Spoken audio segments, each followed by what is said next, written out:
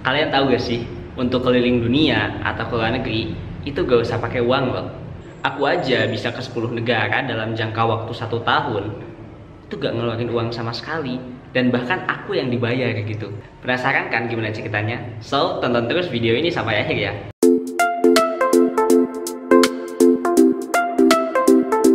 Hai, balik lagi bersama aku Fauzi di channel Jejak Zamzami. Makasih buat semuanya yang udah nonton video-video yang ada di channel ini. Dan jangan lupa untuk support channel ini dengan cara klik subscribe di bawah ini.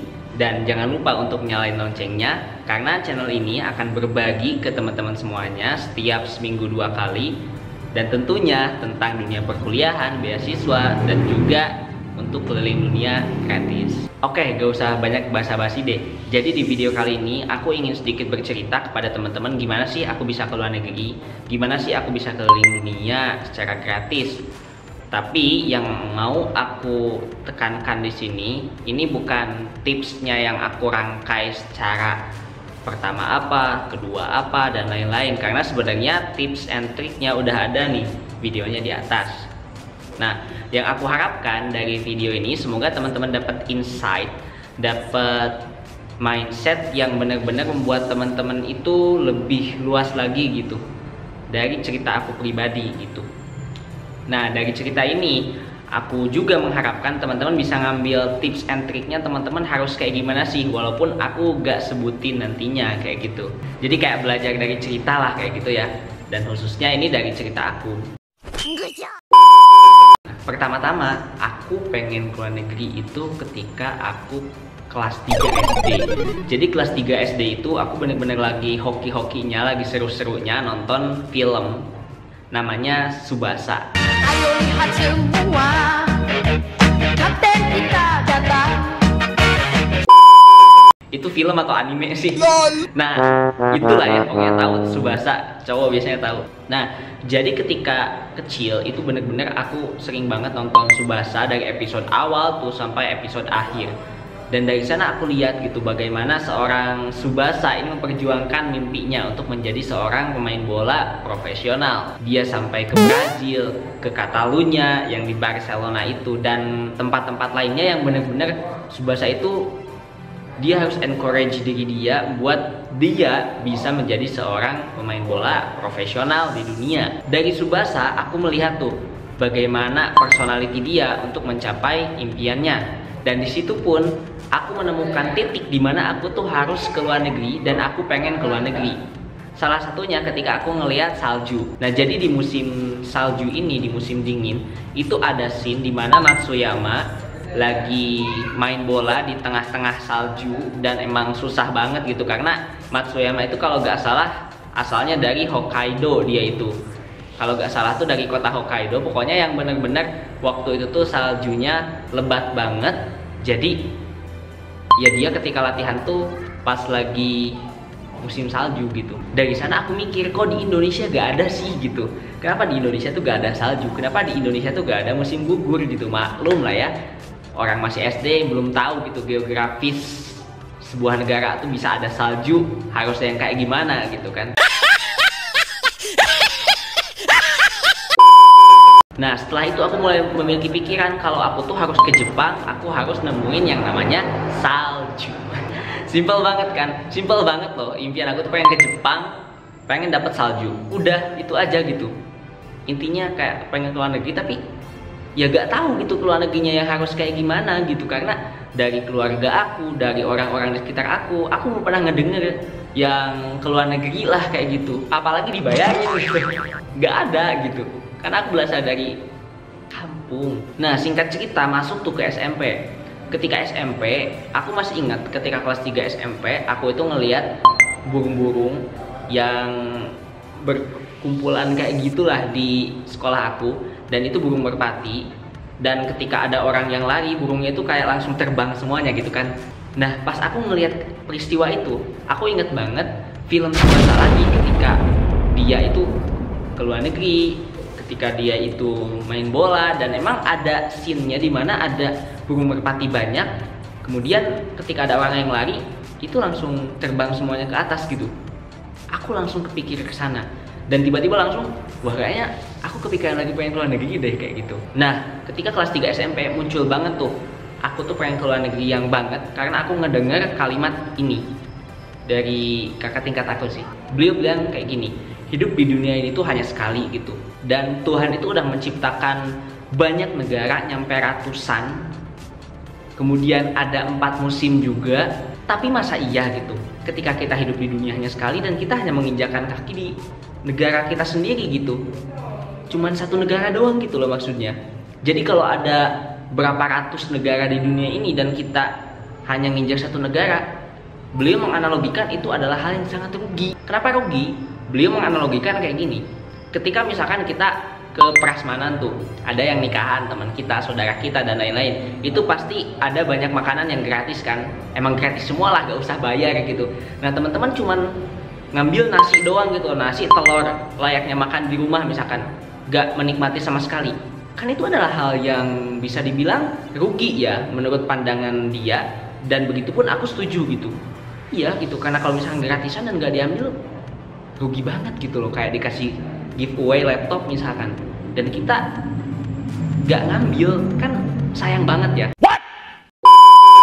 Nah dari cerita tadi simpelnya aku langsung bikin tuh planning gimana aku harus keluar negeri, gimana aku harus bisa keluar negeri. Tapi planning aku waktu itu gak didasari dengan sumber, gak didasari dengan materialistik yang bener gitu. Akhirnya ya gak berkembang gitu. Nah karena aku percaya bahwa ilmu itu adalah hal yang sangat penting untuk memahami sesuatu, akhirnya aku tuh memutuskan untuk membeli buku namanya JKLN ketika SMP. Ketika aku mau beli, ternyata udah dibeliin gitu loh sama pembimbing kamar aku, namanya Kayak Fahrezi. Dia bener-bener baik banget udah ngasih aku buku ini. Nah karena waktu itu aku dikasih, jadi aku tuh lebih semangat untuk membuktikan bahwa aku tuh gak hanya bisa membaca gitu, bahwa aku tuh gak hanya bisa nulis impian-impian aku kemudian ditempel di lemari, di tembok-tembok kayak gitu, aku pengen kemana, aku pengen kesini kayak gitu, tapi aku juga bisa mewujudkannya gitu. Sampai aku masih ingat karena saking aku pengen keluar negerinya tadi, buku tadi itu yang JKLN adalah buku pertama yang aku berhasil tamat bacanya seumur hidup sampai hari itu gitu. Aku masih ingat kelas 3 akhir gitulah atau awal SMA gitu tamat bukunya. Dan selama hidup sampai beres baca buku tadi, itu adalah buku pertama yang benar-benar aku tamat gitu loh sampai akhir.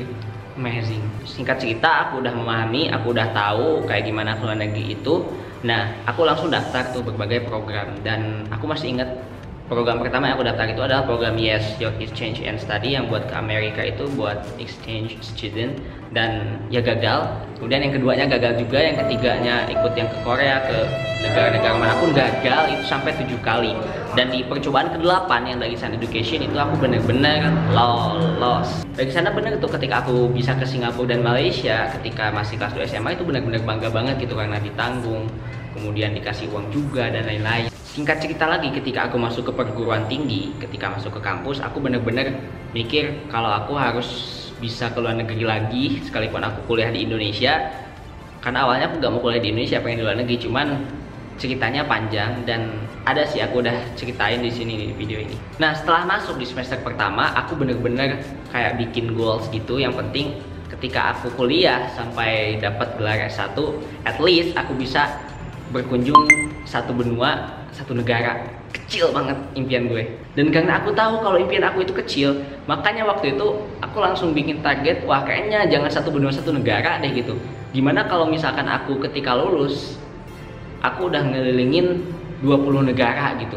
Aku tahu sih waktu itu ya aku gila banget ketika di semester 1 dan belum tahu gitu kayak keluar negeri sebagai mahasiswa itu kayak gimana. Dan aku udah nerapin bahwa aku harus keluar negeri, aku harus keliling ke berbagai negara at least minimal 20 selama aku kuliah S1 gitu. Karena semangat yang menghembus tadi, akhirnya pada waktu itu aku masih ingat Januari 2019 itu pertama kalinya aku ke luar negeri, yaitu ke Bangkok untuk ikut acara Bangkok International Student Conference, dan aku jadi pembicaranya di sana. Gratisan dong. Itu pertama kalinya aku ke luar negeri sebagai mahasiswa, dan aku masih ingat kayak akhir Januari itu aku pulang dari Bangkok. Nah ketika pulang dari Bangkok, awal Februarinya itu aku berangkat lagi tuh ke Filipina. Mantep banget kan. Jadi ke rumah itu aku masih inget cuman naruh barang doang, naruh barang-barang yang kotor gitu, baju-baju, kemudian ganti baju lain gitu. Udah gitu langsung berangkat lagi ke Filipina aja, bukan antar kota. Keren kan? Ya gak keren juga sih ya, biasa aja gitu kalau bagi orang yang udah biasa gitu. Kalau bagi aku waktu itu fantastis banget gitu, kayak orang yang dari kampung kemudian tiba-tiba jalan-jalan ke luar negeri setiap bulan itu amazing banget gitu loh. Nah ketika aku masih di Filipina, kemudian ada acceptance letter nih bahwa aku tuh diterima untuk ikut program di Nepal. Akhirnya Maretnya aku ke Nepal tuh pertengahan Maret dan lagi salju. Jadi ketika aku awal mikir di film Tsubasa itu, aku pengen banget dapet salju, dan aku dapet salju pertama kali itu di Nepal. Mantap guys, salju pertama. Finally guys. Aduh. Mantap jiwa guys. Ya walaupun masih segini kayaknya juga ini hujan salju, hujan es banget. Noh. Lihat kan tangan gua. Nah. So, besok semoga lebat ya, doain. Bye bye. Dingin guys. Hal yang amazing lagi ketika aku di Nepal, ternyata ada acceptance lagi bahwa aku diterima di Tiongkok. Akhirnya April itu aku benar-benar ngurusin berkas-berkasnya kayak visa dan kawan-kawannya. Kemudian lagi waktu-waktu UTS juga kalau nggak salah tuh. Dan Mei-nya langsung ke Tiongkok lagi. Aku tuh bener-bener ya dulu ketika ceramah kan aku sering banget ikutan lomba-lomba pidato gitulah, baik bahasa Inggris, bahasa Indonesia, bahasa Arab. Nah ketika aku pidato itu aku selalu bilang utlubul ilma walau bisin, tuntut ilmu walaupun sampai ke negeri Cina gitu. Kayak yang iya aja gitu ngomongin tuntut ilmu sampai ke negeri Cina, akunya aja belum pernah ke Cina gitu kan. Dan ini sekarang terbukti bahwa aku bisa ke Tiongkok gitu. Nah setelah dari sana akhirnya sekitar November awal aku tuh berangkat lagi tuh ke Turki. You know it was amazing country I ever visited. Dan aku percaya kenapa Napoleon Bonaparte bilang kalau dunia ini tuh adalah satu negara doang, maka Istanbul yang tepat menjadi ibu kotanya. Karena aku pun dulu pengen kuliah di sana, dan kemudian ketika gak jadi karena gagal, dan aku bisa ke sana untuk diundang menjadi pembicara, itu kayak hal yang wow banget gitu. Dulu hanya pengen jadi mahasiswa, dan sekarang jadi pembicara. Selain itu juga aku dapat gratisan buat ke Qatar tuh dari airlines-nya itu Qatar Airways. Jadi bisa merasakan lah hawa-hawa Timur Tengah itu seperti apa. Lalu di awal Januari 2020 aku ke Thailand lagi karena dapat beasiswa dari salah satu foundation di Thailand. Dan dari sana ternyata aku gak hanya bisa diem di satu negara gitu, aku juga dapat program lagi dari si penyelenggaranya itu juga, foundation tadi, untuk cross cultural exchange.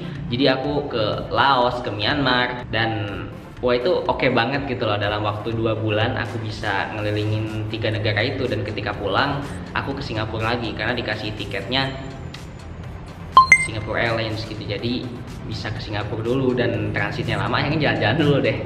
Cerita singkatnya kurang lebih kayak gitu. Dan kalau teman-teman lihat tadi kayak oke gitu ya, ngalir Januari, Februari, Maret, Mei gitu, itu bener-bener out of expectation teman-teman. Nah jadi yang mau aku kasih tahu di sini tuh sebenarnya lebih kayak ke konsep sedekah. Kalau teman-teman semakin banyak, berarti akan semakin banyak dikasih, akan semakin banyak mendapatkannya juga gitu. Nah jadi kenapa aku bisa keliling ke 10 negara gratis dan aku dibayar gitu dalam jangka waktu 1 tahun? Ya karena aku mempersiapkannya pun jauh-jauh hari gitu. Ya karena aku ketika mengerjakannya pun bener-bener fokus gitu.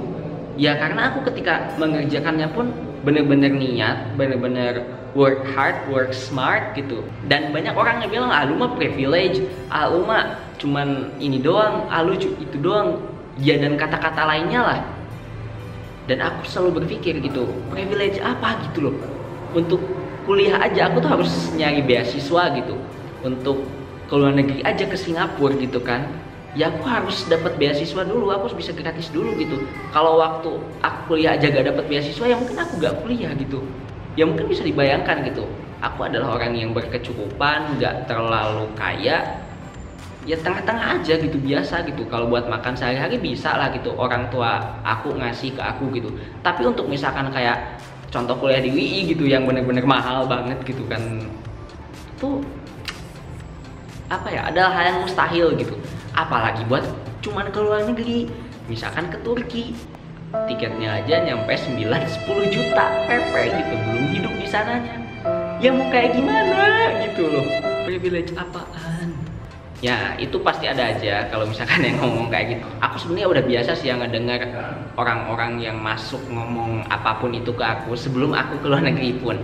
Tapi aku benar-benar belajar dari sana gimana cara kita itu untuk menghargai pendapat orang lain, gimana cara kita itu untuk support orang lain gitu. Kalau misalkan kita gak mau support, ya at least kita gak usah ngomong, ya gitu aja gitu. So, video kali ini dicukupkan sekian. Semoga dari cerita singkat aku tadi teman-teman dapat insight walaupun sedikit. Dan intinya yang mau aku sampaikan dalam video itu adalah teman-teman ketika mau mencapai sesuatu, bener-bener teman-teman harus try to the point gitu. Teman-teman gak usah ngedengerin kata teman-teman yang lain apa atau kata siapapun itu. Kalau teman-teman memang udah yakin, ya udah lakuin gitu, dan konsisten gitu. Konsisten jalani apa yang teman-teman mau lakukan. Kalau misalkan memang gak konsisten, nah ini gitu poin yang nanti akan menurun, itu yang akan sulit untuk teman-teman itu mencapai apa yang teman-teman impikan gitu kalau teman-teman gak konsisten. So buat teman-teman semua yang ngerasa suka video ini, jangan lupa like, comment, share to your friends, dan jangan lupa untuk subscribe karena channel ini akan ngasih video ke teman-teman semua sebanyak 2 kali dalam 1 minggu. So, thank you so much for your great attention. See you and goodbye.